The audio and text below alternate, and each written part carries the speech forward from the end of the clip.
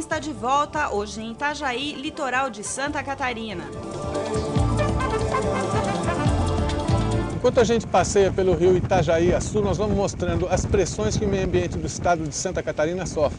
Não bastasse a quantidade enorme de navios que tem no porto de Itajaí, tem outros sendo construídos. Eu vou mostrar para vocês. Ó. Vamos virar. Que é logo aqui em frente, na margem norte do rio Itajaí-Açu, agora estão construindo mais um porto para Navegantes, o município de Navegantes, que fica daqui para cima. E é sempre uma atividade impactante. Para um porto você tem que dragar constantemente os canais. Isso faz com que alguns sedimentos tóxicos que estão lá embaixo fiquem em suspensão. Tem também um problema muito pior, que é a água de lastro. Cada navio desses gigantesco traz toneladas de água de lastro para equilibrar a embarcação nas travessias. E ela costuma soltar, liberar, deslastrear a água de lastro quando chega de novo no porto. Isso tem trazido uma contaminação fora de série no mundo inteiro, prejuízos de bilhões de dólares, inclusive no Brasil. A Baía de Salvador está contaminada, Rio de Janeiro contaminado, Santos contaminado, Paranaguá, praticamente todas as baías que têm portos acabam sendo contaminadas via água de lastro. O pior caso no Brasil é o do mexilhão dourado, que é um organismo originário da China que entrou no Brasil via o porto do Rio Grande, subiu pela bacia do Rio Paraná e contaminou inclusive as turbinas de Itaipu. De tempos em tempos os técnicos têm que desligar uma delas para limpá-la. Isso é um problema gravíssimo, dá só uma ideia para você do que pode causar a invasão de organismos exóticos. De acordo com a FAO, é o segundo maior problema para a perda de biodiversidade, só perdendo para o desaparecimento de certos habitats.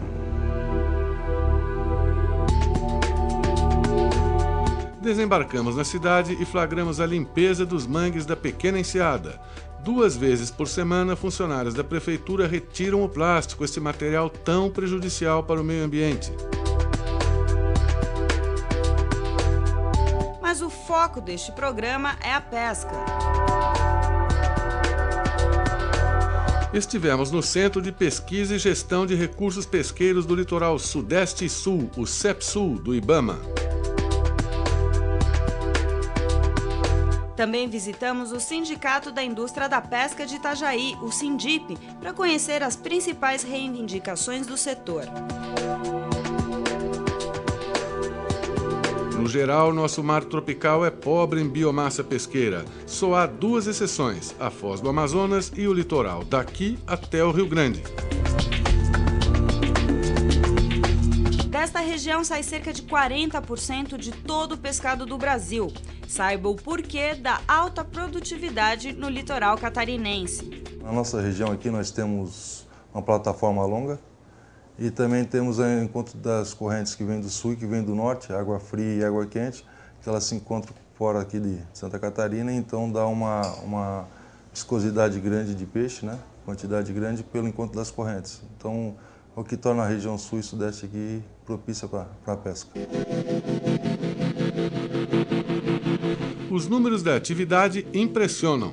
Bem, nós temos aqui na faixa de pescadores profissionais, em média é 5 mil pescadores.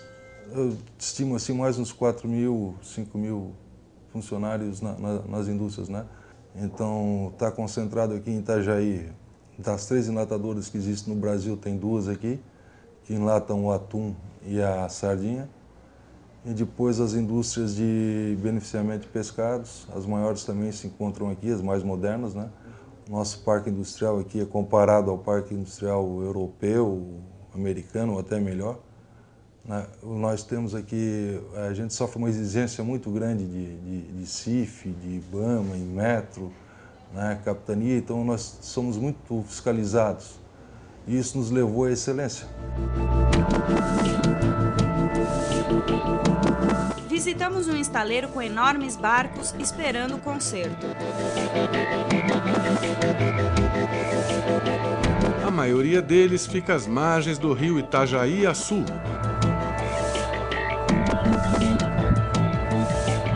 Desde o Amapá, o Mar Sem Fim está discutindo o problema da pesca no Brasil e no mundo. Aproveitamos nossa visita a Itajaí para entender como funciona a fiscalização e as políticas governamentais para a atividade. Com a criação criação do IBAMA, não cabia ao novo órgão ambiental o fomento da pesca. Antes, essa tarefa era do Ministério da Agricultura e, depois, no governo Lula, passou para a Secretaria Especial de Aquicultura e Pesca, a SEAP.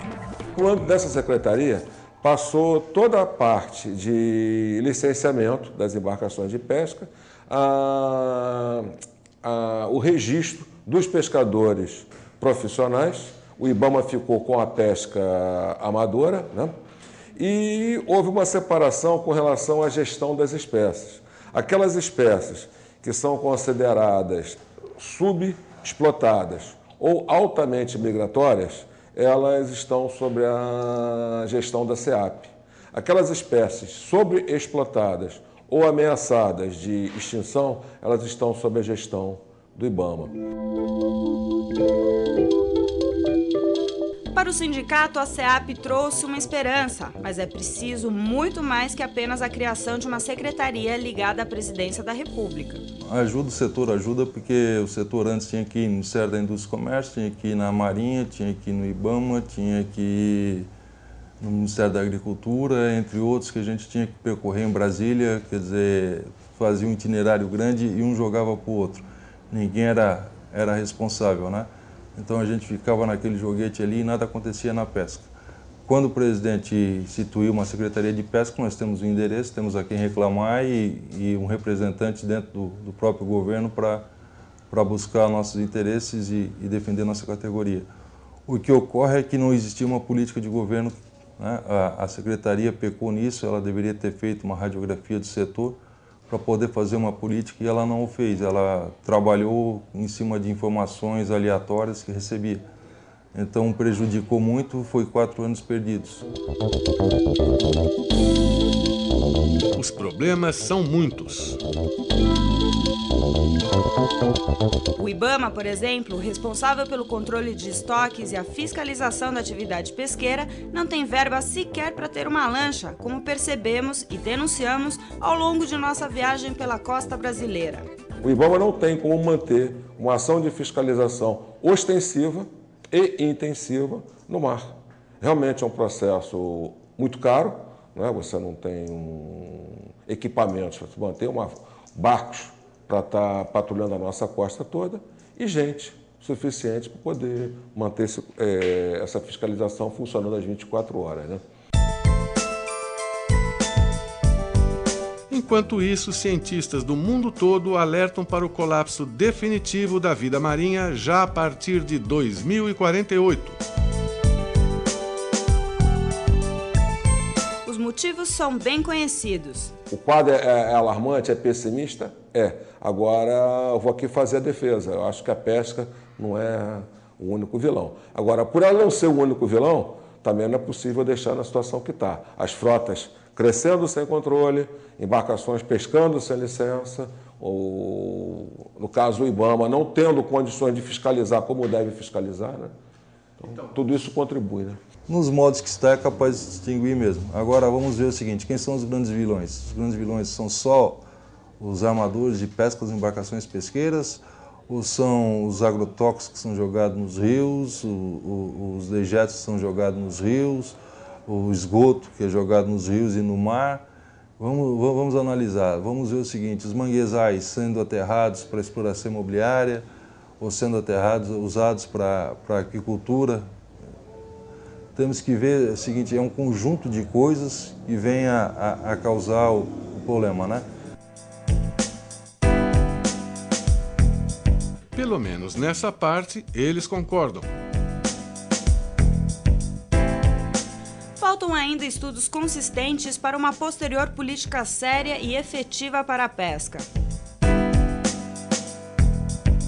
E capacitar o IBAMA para a fiscalização das embarcações e suas ações, entre elas o respeito ao defeso das espécies mais críticas. Como a da sardinha, por exemplo. Essa espécie, que ocorre do sul do país até o Rio de Janeiro, é cobiçada também para servir de isca viva para o atum. A sardinha, nós saímos de um patamar de 120 mil toneladas para hoje está aqui num patamar de 40 mil toneladas. Quer dizer, é uma espécie que está... Isso da década de 80 para agora, né? Estamos próximos de chegar ao extremo com relação à sardinha. Uma solução apontada foi um defeso com 4 anos de duração. Mas como já foi ressaltado, primeiro é preciso conhecimento por parte do governo sobre os nossos estoques e depois efetiva fiscalização. Por exemplo, você sabia que temos um estoque considerável de atuns e afins? Nós temos na costa brasileira uma biomassa muito grande de atuns, que seria uma das últimas reservas grandes que existe no mundo atualmente.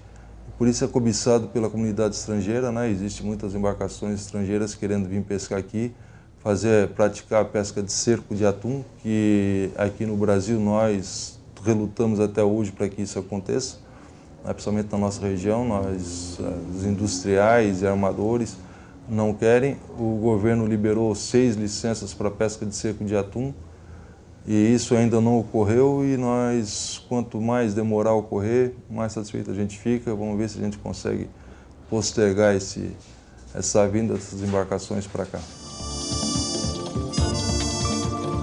No próximo bloco, continuamos apresentando algumas questões para entender a pesca no Brasil. Vamos também mostrar as atividades do projeto Albatroz. Não saia daí, o Mar Sem Fim volta já.